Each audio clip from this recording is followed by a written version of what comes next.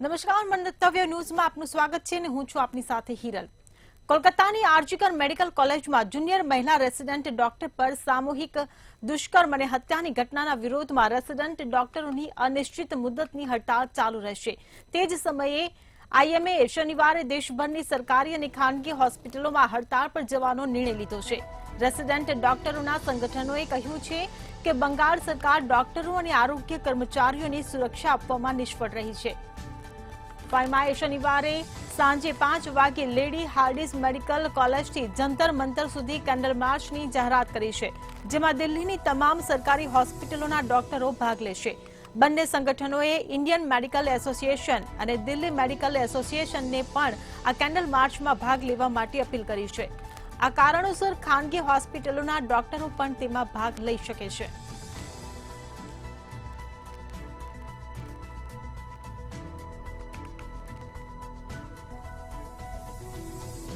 આજે ભારત રત્ન અને પૂર્વ વડાપ્રધાન અટલ બિહારી વાજપેયીની પુણ્યતિથિ છે। વાજપેયીની પુણ્યતિથિ નિમિત્તે સદૈવ અટલ સ્મારક ખાતે પ્રાર્થના સભાનું આયોજન કરાયું હતું।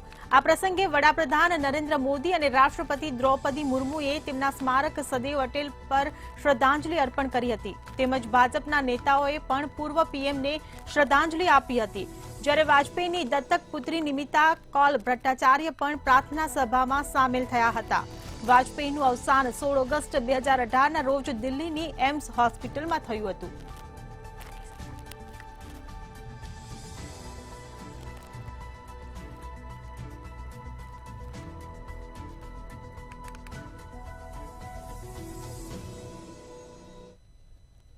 કોંગ્રેસ નેતા રાહુલ ગાંધી ફરી એકવાર ચર્ચામાં આવ્યા છે। પૂર્વ રાજ્યસભા સાંસદ અને દિગ્ગજ ભાજપ નેતા ડોક્ટર સુબ્રમણ્યમ સ્વામીએ દિલ્હી હાઈકોર્ટમાં એક અરજી દાખલ કરી છે અને તે અરજીમાં રાહુલ ગાંધીની ભારતની નાગરિકતાને રદ કરી દેવા માટે ગૃહ મંત્રાલયને નિર્દેશ આપવાની માંગ કરી છે। આ અરજી પર દિલ્હી હાઈકોર્ટમાં આગામી એક અઠવાડિયે સુનાવણી હાથ ધરાશે તેવી શક્યતા છે। અરજીમાં સ્વામીએ એવો દાવો કર્યો છે કે મેં 5 વર્ષ પહેલા ગૃહ મંત્રાલયને ફરિયાદ કરી હતી, પરંતુ અત્યાર સુધી આ મુદ્દે ગૃહ મંત્રાલયે કયો નિર્ણય લીધો તેની કોઈ જ પ્રકારની સ્પષ્ટતા નથી કરાઈ।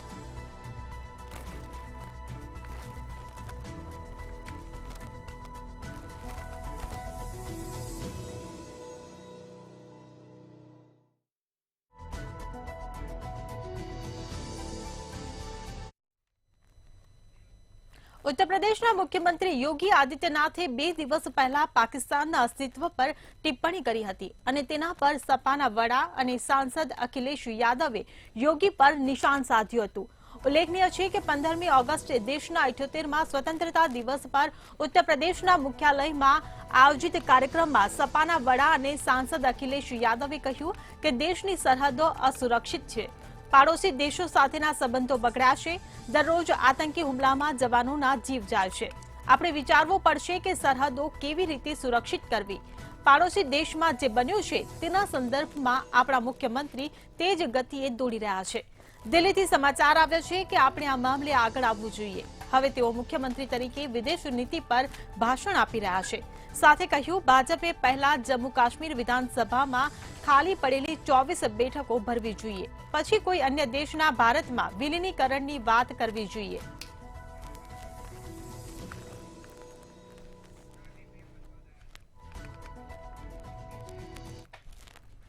જમ્મુ કાશ્મીર માટે નવા ડીજીપીના નામની આજે જાહેરાત કરવામાં આવી છે। હાલમાં તેઓ સ્પેશિયલ ડિરેક્ટર જનરલ તરીકે કાર્યભાર સંભાળી રહ્યા છે અને 1 ઓક્ટોબરથી તેઓ જમ્મુ કાશ્મીરના વડા તરીકેનો કાર્યભાર સંભાળી લેશે। ઉલ્લેખનીય છે કે કેબિનેટની નિમણૂક સમિતિએ બુધવારે આંધ્રપ્રદેશ કેડરના એનએસજી ડીજી નલિન પ્રભાતની એજીએમયુટી કેડરમાં 3 વર્ષના કાર્યકાળ માટે આંતરરાજ્ય નિયુક્તિને મંજૂરી આપી હતી। વરિષ્ઠ આઈપીએસ અધિકારી પ્રભાત હાલમાં નેશનલ સિક્યુરિટી ગાર્ડના મહાનિર્દેશક તરીકે સેવા આપી રહ્યા છે, જો કે હાલમાં આરઆર સ્વેન ડીજીપીના પદ પર તૈનાત છે। આ પછી નલિન પ્રભાત આ પદ સંભાળશે। નલિન પ્રભાત હિમાચલ પ્રદેશના મનાલીના વતની છે। તેમની પાસે આતંકવાદ વિરોધી કામગીરીનો બહોળો અનુભવ છે। તેઓ અગાઉ નેશનલ સિક્યુરિટી ગાર્ડના ડાયરેક્ટર જનરલ અને જમ્મુ અને કાશ્મીરમાં સીઆરપીએફમાં એડિશનલ ડિરેક્ટર જનરલ તરીકે સેવા આપી ચૂક્યા છે।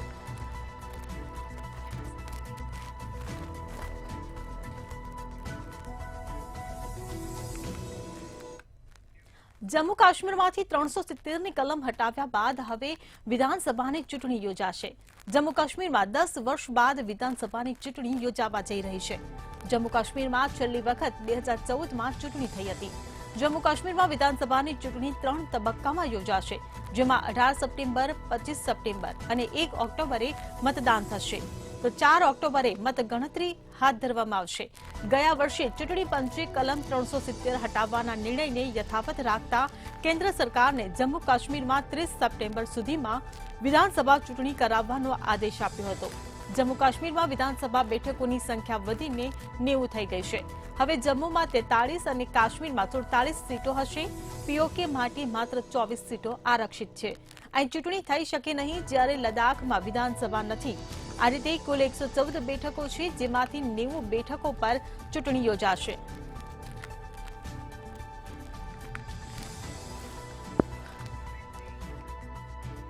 જમ્મુ કાશ્મીરમાં 10 વર્ષ બાદ વિધાનસભાની ચૂંટણી યોજાશે.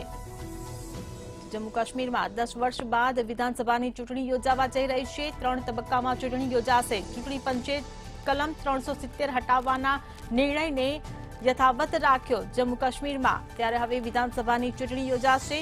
30 સપ્ટેમ્બર સુધીમાં વિધાનસભા ચૂંટણી કરાવવાનો આદેશ આપવામાં આવ્યો છે. તો 18 સપ્ટેમ્બરે જમ્મુમાં પહેલા ચરણના મતદાન થશે. તો વિધાનસભા બેઠકોની સંખ્યા 90 થઈ 90 બેઠક પર ચૂંટણી થશે. તો જમ્મુ કાશ્મીરમાં 3 તબક્કામાં વિધાનસભાની ચૂંટણી યોજાશે. माननीय निर्वाचन आयुक्त Shri Gyanesh Kumar ji on my right, doctor Sukhbir Singh Sandhu ji निर्वाचन आयुक्त ऑन माय लेफ्ट, आयोग के वरिष्ठ अधिकारीगण और मीडिया के सहकर्मियों, आप सभी का इस प्रेस वार्ता में स्वागत है. 2024 के लोकसभा चुनाव के बाद वो जो पड़ाव निकला, अब दूसरे पड़ाव पर आपसे आज मुलाकात हो रही है. और जैसे मैंने पहले कहा था कि 3 gentleman are yet back.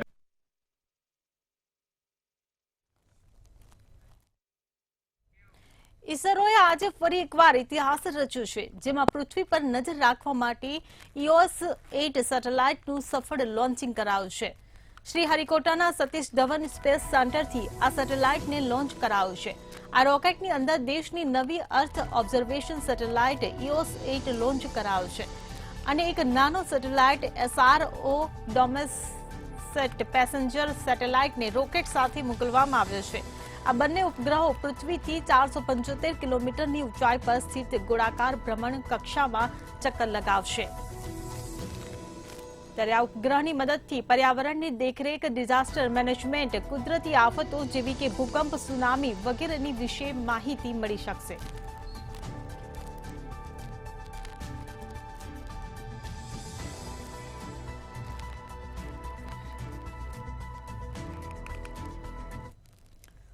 World health ઓર્ગેનાઇઝેશને ફરી મંકીપોક્સને વૈશ્વિક આરોગ્ય કટોકટી જાહેર કરી છે.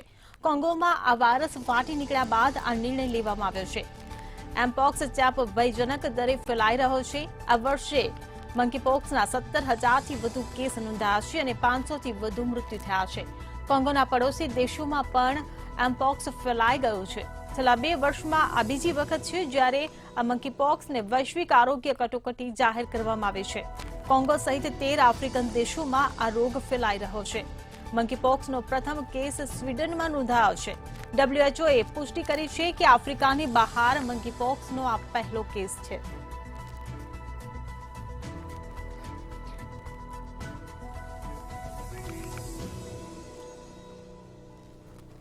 તો મંકીપોક્સ હવે મહામારી બન્યું છે. યુરોપમાં મંકીપોક્સના વધુ કેસો બહાર આવવાની શક્યતા સેવાઈ રહી છે. કોંગોમાં વાયરસ ફાટી નીકળ્યા બાદ આ નિર્ણય લેવામાં આવ્યો છે. મંકીપોક્સને મહામારી જાહેર કરાઈ છે. WHOએ મંકીપોક્સને વૈશ્વિક આરોગ્ય કટોકટી જાહેર કરી છે. આફ્રિકાની બહાર સ્વીડનમાં મંકીપોક્સનો પ્રથમ કેસ નોંધાયો છે. તો આફ્રિકાની બહાર મંકીપોક્સના પહેલા કેસની WHOએ પુષ્ટિ કરી છે. ત્યારે WHOએ મંકીપોક્સને વૈશ્વિક આરોગ્ય કટોકટી જાહેર કરી છે. કોંગો સહિત 13 આફ્રિકન દેશોમાં મંકીપોક્સનો રોગ ફેલાઈ રહ્યો છે.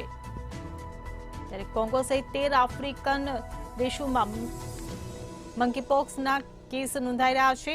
આફ્રિકાની બહાર મંકીપોક્સના પહેલા કેસની WHO પુષ્ટિ કરી છે. ત્યારે આફ્રિકાની બહાર મંકીપોક્સના આ પહેલા કેસની WHO પુષ્ટિ કરી છે. ત્યારે મંકીપોક્સ મહામારી બન્યું છે. તો યુરોપમાં એમપોક્સના વધુ કેસો બહાર આવવાની પણ શક્યતા WHOએ રજૂ કરી છે. તો આફ્રિકાની બહાર સ્વીડનમાં મંકીપોક્સનો પ્રથમ કેસ નોંધાયો છે, જેની WHOએ આ કેસની પુષ્ટિ કરી છે. આ સાથે જ WHOએ એમપોક્સને વૈશ્વિક આરોગ્ય કટોકટી જાહેર કરી છે. ત્યારે કોરોના મહામારી બાદ હવે એમપોક્સને લઈને ચિંતા વ્યાપી છે. કોંગોમાં વાયરસ ફાટી નીકળ્યા બાદ આ મહત્વનો નિર્ણય લેવામાં આવ્યો છે. કોંગો સહિત 13 આફ્રિકન દેશોમાં મંકીપોક્સનો રોગ ફેલાઈ રહ્યો છે.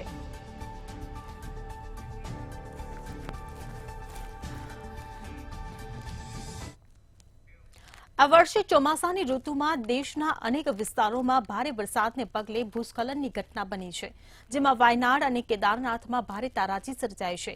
કેદારનાથ યાત્રાના માર્ગ પર લિંચોલીમાં કાટમાળ નીચે 3 દટાયેલા મૃતદેહ મળી આવ્યા છે. આ મૃતદેહોને લઈને એવી આશંકા લગાવાઈ રહી છે કે ત્રણેયના મોત 31 જુલાઈના રોજ વાદળ ફાટવાને કારણે થયા છે. એસડીઆરએફની ટીમ ઘટના સ્થળે પહોંચી અને ત્રણેયના મૃતદેહ બહાર કાઢ્યા હતા.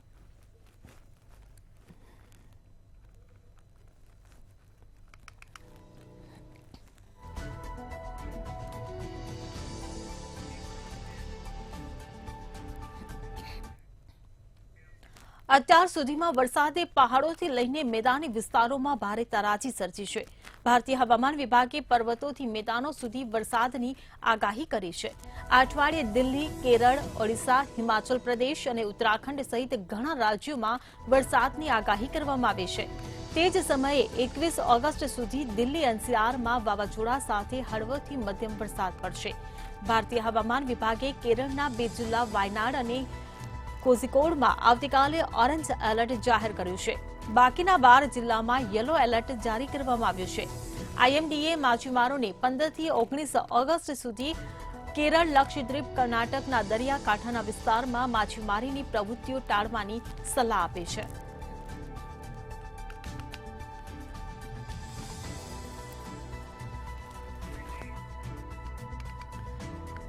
તો ભારતીય હવામાન વિભાગે વરસાદની મોટી આગાહી કરી છે. પર્વતોથી મેદાનો સુધી વરસાદની આગાહી કરવામાં આવી છે. ત્યારે દિલ્હી, કેરળ, ઓડિશા સહિત ઘણા રાજ્યોમાં હવામાન વિભાગે વરસાદની આગાહી કરી છે. 21 ઓગસ્ટ સુધી દિલ્હી એનસીઆરમાં વરસાદ પડશે. કેરળના 2 જિલ્લા વાયનાડ, કોઝિકોડમાં ઓરેન્જ એલર્ટ જાહેર કરવામાં આવ્યું છે. તો ભારતીય હવામાન વિભાગે વરસાદની આગાહી કરી છે. પર્વતોથી મેદાનો સુધી વરસાદ વરસશે. દિલ્હી, કેરળ, ઓડિશા સહિત ઘણા રાજ્યોમાં વરસાદની આગાહી કરવામાં આવી છે. તો આઈએમડી દ્વારા આ વરસાદની આગાહી કરવામાં આવી છે. 21 ઓગસ્ટ સુધી દિલ્હી એનસીઆરમાં વરસાદ પડશે. કેરળના 2 જિલ્લા વાયનાડ અને કોઝિકોડમાં ઓરેન્જ એલર્ટ પણ જાહેર કરવામાં આવ્યું છે. તો આ સાથે જ માછીમારોને દરિયો ન ખેડવા માટે પણ સૂચના આપવામાં આવી છે. તો પર્વતોથી મેદાનો સુધી વરસાદની આઈએમડી દ્વારા આગાહી કરવામાં આવી છે. બાકીના 12 જિલ્લામાં યલો એલર્ટ જારી કરવામાં આવ્યું છે. તો 21 ઓગસ્ટ સુધી દિલ્હી એનસીઆરમાં વરસાદ પડશે તેવી હવામાન વિભાગ દ્વારા આગાહી કરવામાં આવી છે. તો ભારતીય હવામાન વિભાગે વરસાદની આ મોટી આગાહી કરી છે. દિલ્હી એનસીઆરમાં વરસાદ વરસશે.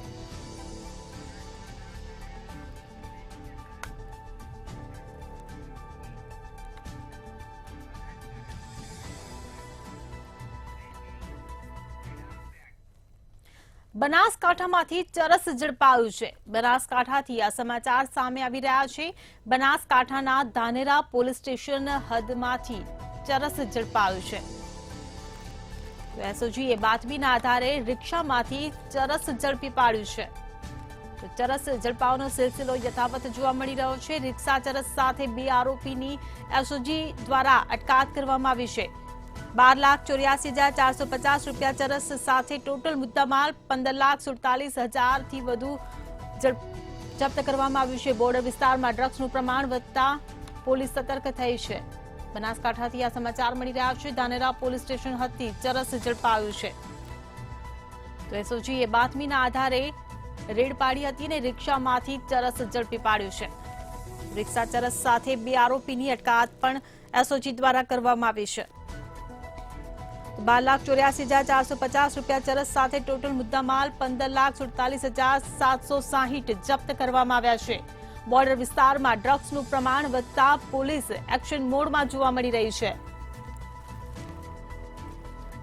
બનાસકાંઠાથી આ સમાચાર મળી રહ્યા છે. ધાનેરા પોલીસ સ્ટેશન હદ વિસ્તારમાંથી ચરસ ઝડપાયું છે. એસઓજીએ બાતમીના આધારે રિક્ષામાંથી ચરસ પકડી પાડ્યું છે. રિક્ષા ચરસ સાથે 2 આરોપીની એસઓજી દ્વારા અટકાયત કરવામાં આવી છે.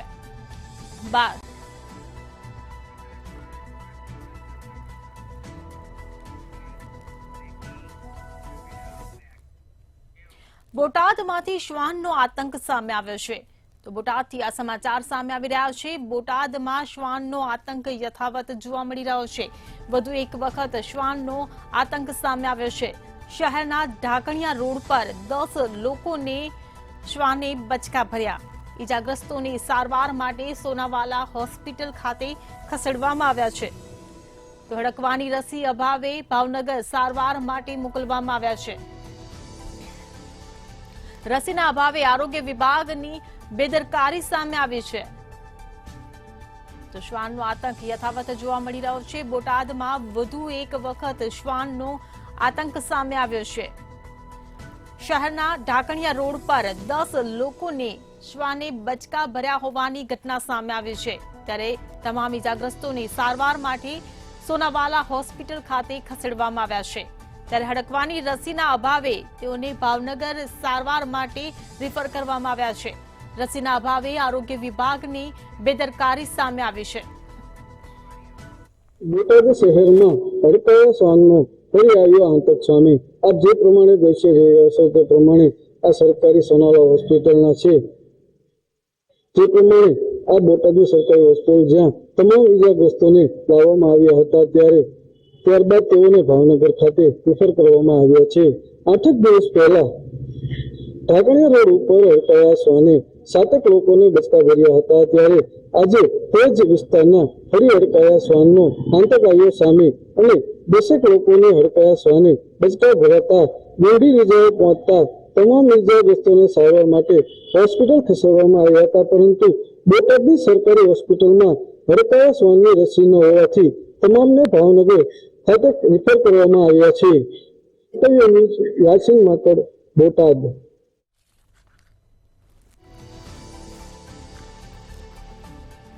બોટાદમાં શ્વાનનો આતંક સામે આવ્યો છે. રસીના અભાવે આરોગ્ય વિભાગની બેદરકારી પણ આ સાથે જ સામે આવી છે. તો શહેરના આજ વિસ્તારમાં 8 દિવસ પહેલા શ્વાનો શિકાર બન્યા હતા. 7 લોકોને હડકાયા શ્વાને બચકા ભર્યા હતા.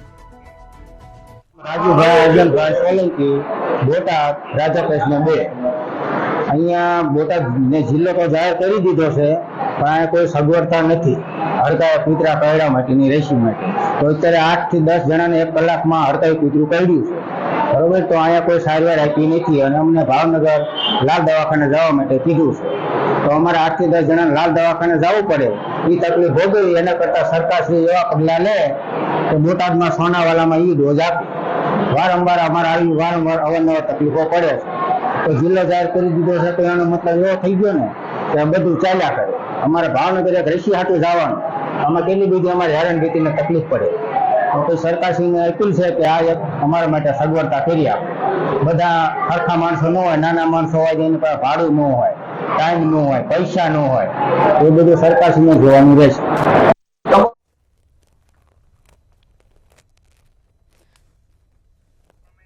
7 લોકોને હડકાયા શ્વાને બચકા ભર્યા હતા.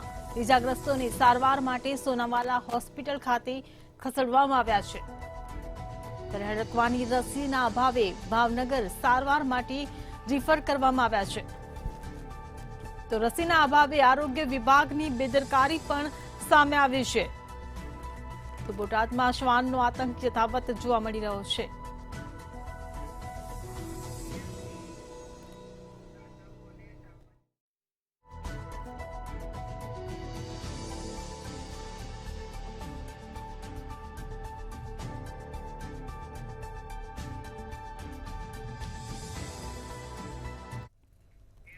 વીએમસી શાસકોની સામાન્ય સભા ચલાવવામાં જાણે રસ જ ન હોય તે પ્રકારની ઘટના સામે આવી છે. વીએમસી શાસકોની સામાન્ય સભા ચલાવવામાં જાણે રસ જ નથી. શાસકોએ 27 સભામાંથી 15 સભા મુલતવી કરી છે, તો 50%થી પણ વધુ સભા મુલતવી રાખવામાં આવી છે. ત્યારે કોર્પોરેટરોને ચર્ચા કરવા માટે સમય મળતો નથી તેવા સવાલો ઉભા થઈ રહ્યા છે. શાસકો કોર્પોરેટરના પ્રશ્નોથી જાણે ભાગી રહ્યા છે. વીએમસી શાસકોને સામાન્ય સભા ચલાવવામાં જાણે રસ જ નથી રહ્યો તે પ્રકારની આ ઘટના સામે આવી છે. વીએમસી શાસકોએ 27 સભામાંથી 15 સભા મુલતવી રાખી છે.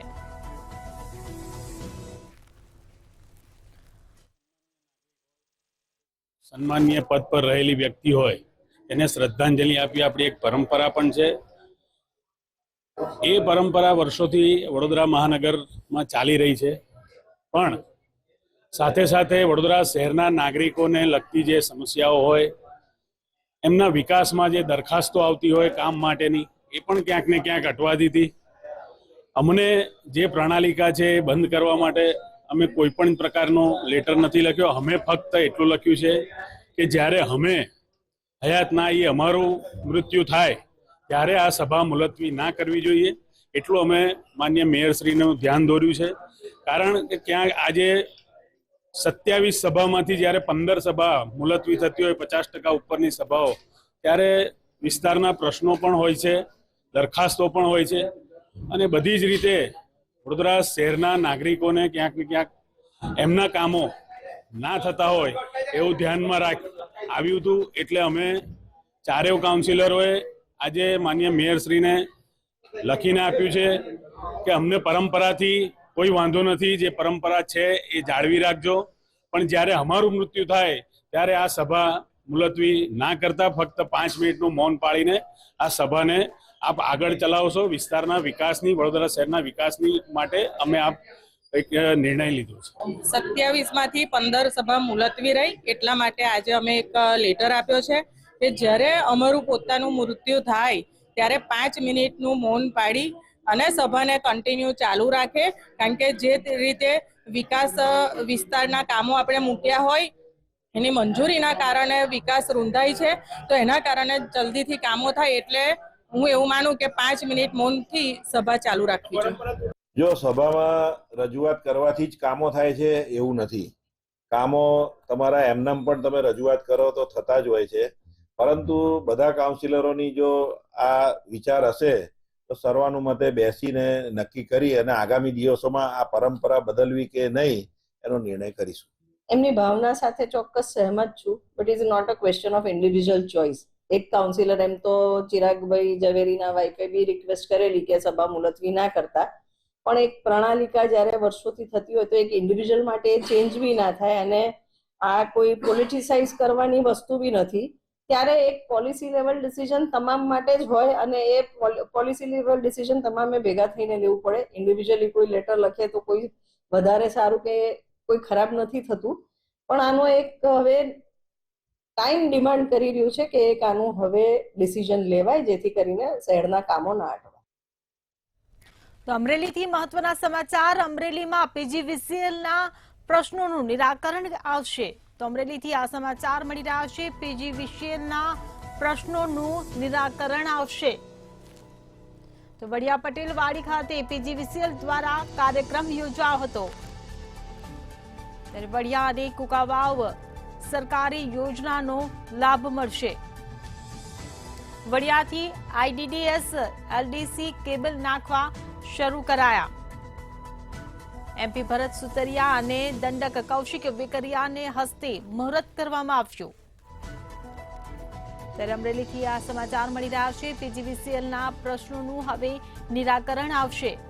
વડિયા પટેલ વાડી ખાતે પીજીવીસીએલ દ્વારા કાર્યક્રમ યોજાયો હતો, જેમાં વડિયા અને કુકાવાવને હવે સરકારી યોજનાનો લાભ મળશે. વડિયાથી આઈડીડીએસ એલડીસી કેબલ નાખવા શરૂ કરાયા છે. ત્યારે એમપી ભરત સુતરિયા અને દંડક કૌશિક વેકરિયાને હસ્તે મુહૂર્ત કરવામાં આવ્યું. તરીકે અમરેલી વર્તુળ કચેરીમાં ફરજ બજાવું છું. આજરોજ આપણે વડિયા ખાતે કેન્દ્ર સરકારની RDSS યોજના અંતર્ગત MVCC કેબલ નાખવાના જે કાર્યની શરૂઆત છે તેનું ઉદ્ઘાટન માનનીય સાંસદ શ્રી ભરતભાઈ સુતરિયા સાહેબ અને ધારાસભ્ય શ્રી કૌશિકભાઈ વેકરિયા સાહેબના હસ્તે કરાવરાવ્યું. આ યોજના કેન્દ્ર સરકારની રિવેમ ડિસ્ટ્રીબ્યુશન સેક્ટર સ્કીમ છે, જેમાં એક મહત્વનો ભાગ જે છે જે એક્ઝિસ્ટિંગ લાઇન જે છે એને સ્ટ્રેન્થન કરવાનું છે. એટલે MVCC કંડક્ટર છે એને આપણે જૂના જે કંડક્ટર ખુલ્લા કંડક્ટર જેને આપણે બેર કંડક્ટર કહીએ છીએ એને રિપ્લેસ કરવાનું કાર્ય છે. આ કંડક્ટર એવો છે કે જેની ઉપર 3 ઇન્સ્યુલેશન આવે છે, એને કારણે એના ઉપર વાતાવરણની અસર થતી નથી. આ ઉપરાંત એના ઉપર બહુ જ ઓછો લીકેજ કરંટ ઉત્પન્ન થાય છે, એટલે અકસ્માત થવાની શક્યતા પણ ઘટી જાય છે. પક્ષીઓ જે છે, મોર છે કે ફ્લેમિંગો છે કે ઇન્ડિયા એટ 9 માં હાલ બસ આટલું જ. વધુ સમાચાર માટે જોતા રહો મંતવ્ય ન્યૂઝ. નમસ્કાર.